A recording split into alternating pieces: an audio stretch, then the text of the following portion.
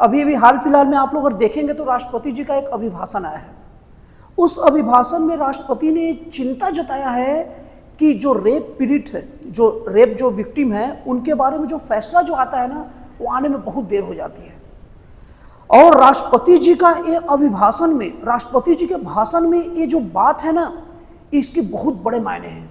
सबसे पहले आप लोग को ये बात बता दूं कि राष्ट्रपति का जो भाषण होता है ना, वो साधारण भाषण नहीं होता। एक्चुअल में राष्ट्रपति हमारे देश का प्रथम नागरिक होता है और वो पूरा थल सेना, जल सेना और वायु सेना, ये तीनों का प्रधान होता है। और देश में सबसे ऊपर पद पर वही होता है। प्रधानमंत्री, फिर जजों की, जो मुख्य न्यायाधीश, सभी की नियुक्ति राष्ट्रपति जी करते हैं। और राष्ट्रपति का भाषण केवल भाषण नहीं होता, वो आदेश होता है सभी संस्थाओं के लिए। और राष्ट्रपति के जो भाषण में जो बात हुई है, अगर बात करें तो, कि रेप केसेस में देरी ठीक नहीं है। अब इसका मतलब ये है ना कि जो सुप्रीम कोर्ट और जो कोर्ट में जो चल रहा है ना, उसमें हड़कंप मचेगा। कोर्ट इस बात को सीरियस लेगी। और आपको क्या लगता है, कि अभी आप लोग सुन रहे होंगे कि रेप केसेस में वृद्धि हो गई है। आम लोगों को मैं बात करते देखता हूं, कहते हैं अरे यार रेप केसेस बढ़ गया है यार, आजकल रेप केसेस बढ़ गए हैं, आजकल लड़कियों पर हिंसा बढ़ गए हैं। आप लोग गलत यहां समझ रहे हैं। रेप केसेस जितने जो केसेस जो आप सुनते हैं ना, वो हमेशा से उतने ही रहे हैं, रिपोर्टिंग उनकी बढ़ गई है। ये बात भी हल्का सा माना जा सकता है कि जो लड़कियों पर, महिलाओं पर जो अत्याचार होते हैं, इस टाइप की घटनाओं में थोड़ी कमी आई है, लेकिन गलती से भी केसेस नहीं बढ़े हैं, केसेस की रिपोर्टिंग बढ़ गए हैं। और हम तक ज़्यादा सूचनाएं आ रही हैं, तो हमको क्या लग रहा है कि केसेस बढ़ गए हैं, जबकि ये हमेशा होते आ रहा है। ये माना जा सकता है ना कि 100 में से, अगर आज से 10 साल पीछे चल जाए, 15 साल पीछे चल जाए, तो 100 में से 10 नहीं, 1 या 2 रेप केसेस फाइल होती होंगी। और इसके बहुत सारे कारण हैं, सामाजिक कारण, ये सब कारण, बहुत सारे कारण हैं। और सबसे बड़ा कारण ये है कि जिस घर में ये सब चीज़ होता है, हमें सुनने में आसान लगता है, घर के जो उसके माँ बाप होते हैं, भाई बहन होते हैं, उन लोग इस बात से घबरा जाते हैं कि अगर ये बात बाहर चल जाए तो हम लोग की बेइज्जती होगी। तो बहुत सारे कारणों से रिपोर्टिंग नहीं हो पाती। और दूसरी सबसे बड़ी कारण यह है कि अगर रिपोर्टिंग ले दे के हो भी जाता है ना, तो कोर्ट कचहरी में इस सब मामले में इतनी ज़्यादा देरी कर दी जाती है, और लड़की को बार बार एक ही चीज़ पूछा जाएगा, कैसे हुआ, कैसे क्या किया। वो लड़कियों को ये सब चीज़ें सामना करना मुश्किल होता है।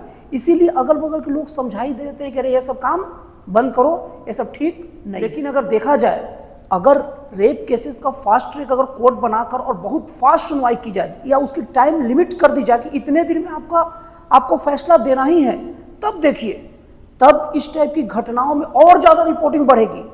और धीरे धीरे लड़कियों या महिलाओं में जो इस टाइप की विक्टिम होते हैं, उनके अंदर ये जाएगी जागरूकता कि मेरे साथ जो गलत हुआ है वो शर्म का विषय नहीं है, एक क्राइम का विषय है, एक अपराध हुआ है मेरे साथ। जैसे मैं आपको और अच्छे समझाना चाहता हूं, जैसे अगर किसी को कुत्ता काट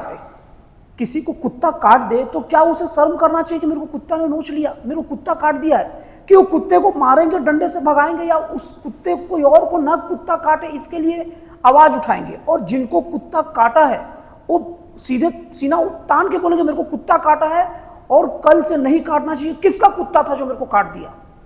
क्योंकि मेरे लिए शर्म का विषय नहीं कि मेरे को कुत्ता काटा, वो कुत्ते और कुत्ते के घर वाले के लिए शर्म का विषय होना चाहिए कि वो काटा क्यों, तुम कैसे इसको पालते हो, कैसे संभाल के रखे हो। उसी तरीके से जब रेप केस अभी जो होता है किसी महिला के साथ, जब इस टाइप का चीज, तो उसके अंदर सबसे पहली बात ये बात आ जाती है कि मतलब वो शर्माने लग जाती है। उसके लिए शर्म का, लोग क्या कहेंगे क्या नहीं करेंगे। जबकि जब अदालत में इस टाइप के फैसले ज़्यादा होगी, जल्दी सुनवाई होगी, तुरंत उसको ऊपर कार्रवाई होगा और रिपोर्टिंग ज़्यादा होगी, जो कि हो भी रही है, तो धीरे धीरे करके उनके जो महिलाओं के साथ ये सब चीज़ होता है, जो बच्चियों के साथ ये सब चीज़ होता है, उनके दिमाग में बैठना चाहिए कि मेरे साथ अपराध हुआ है, मेरे लिए कोई शर्म का विषय नहीं है, शर्म का विषय उस कुत्ते के लिए है जो ऐसा कांड किया है। और जिस तरीके से पागल कुत्ते को घेर के उचित दंड दिया जाता है, उसका उपचार किया जाता है, अब आगे नहीं बोलूँगा, उसी तरीके से उपचार किया जाना चाहिए। तब धीरे धीरे करके एक घटना की चर्चा आम होंगी, और थोड़ा सा भी किसी के साथ कुछ होगा तो तुरंत रिपोर्टिंग होगी, कोर्ट में तुरंत सुनवाई होगी, और जल्दी जब फैसले आएंगे ना तो ये सब चीज़ें कि जो हो रही है उसकी संख्या में कमी आएगी। तो मेरा वीडियो का मेन एम यही था कि जो राष्ट्रपति का भाषण है ये बहुत काम का भाषण है, और आप लोग इसको बात को गौर कीजिएगा, और आप देखिएगा आने वाले भविष्य में इसका असर बहुत ज़्यादा पड़ने वाला है। और मैं उन सब लोगों को कहना चाहता हूँ, उन सब महिलाओं को, बच्चियों को, लड़कियों को जिनके साथ इस टाइप का चीज़ होता है, वो कभी भी ये ना समझे कि मेरे लिए शर्म का विषय है।